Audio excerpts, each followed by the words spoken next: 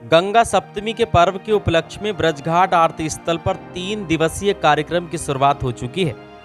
आज 21 अप्रैल से 23 अप्रैल तक चलने वाले इस कार्यक्रम में दूर दराज से श्रद्धालु पहुंचने शुरू हो गए हैं। मां गंगा की पूजा अर्चना के बाद विधिवत प्रारंभ हुए इस कार्यक्रम में पहुंचे अतिथियों को समिति ने पटका पहनाकर सुंदरकांड भी भेंट की। ये कार्यक्रम हर वर्ष गंगा सभा आरती समिति ब्रजघाट के द्वारा आरती स्थल पर कई वर्षों से आयोजित किया जा रहा है। बैसाख शुक्ल सप्तमी को सनातन संस्कृति में बेहद महत्वपूर्ण माना जाता है, क्योंकि इस दिन पतित पावनी मोक्षदायिनी मां गंगा स्वर्ग से धरती पर अवतरित हुई थी।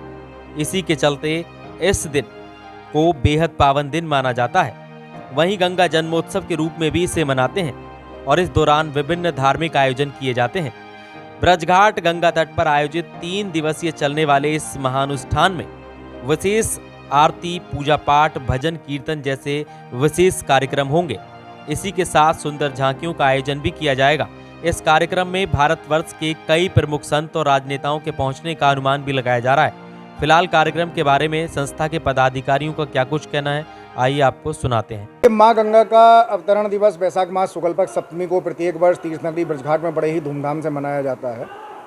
और गंगा सभा आरती समिति जो माँ गंगा की सेवा में समर्पित संस्था है, प्रत्येक वर्ष इस कार्यक्रम को 3 दिवसीय भव्य महोत्सव के रूप में आयोजित करती है। इस वर्ष भी ये कार्यक्रम 3 दिवसीय महोत्सव के रूप में मनाया जा रहा है। आज उसका प्रथम दिवस है, कल द्वितीय दिवस रहेगा। कल इसमें विशेष आकर्षण रहेगा, माँ गंगा का अभिषेक होगा, माँ गंगा का नौका विहार होगा।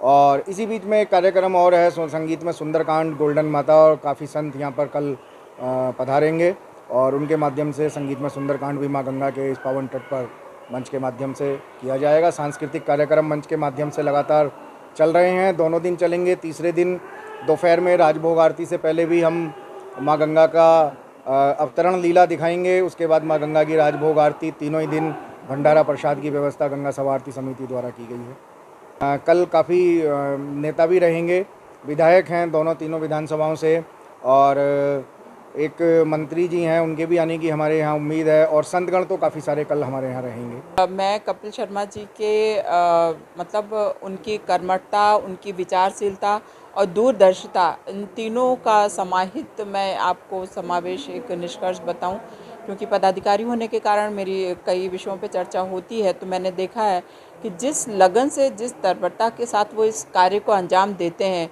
वो निश्चित ही कोई सामान्य बात तो नहीं है। इन्होंने इसको वाईफाई से लैस किया, इन्होंने यहाँ के जो नेटवर्किंग जो है वो बहुत स्ट्रॉन्ग किया, और उससे भी ज़्यादा कि यहाँ आए हुए अतिथियों का पूरा सम्मान, उनको भी उन्होंने आज की टेक्नोलॉजी के साथ जितने भी एफबी सोशल मीडिया से लोगों को कनेक्ट किया, वहाँ से भी निमंत्रण भेजे। ये एक बहुत बड़ा इनका आज के इस युग में बहुत क्रांतिकारी इनका प्रयास है, जो नमन योग्य है। मैं बहुत खुद स्वयं इनकी इस कार्य को बहुत सराहना करती हूँ, और मैं माता से विनती करती हूँ कि प्रभु इनको बहुत लंबी आयु दें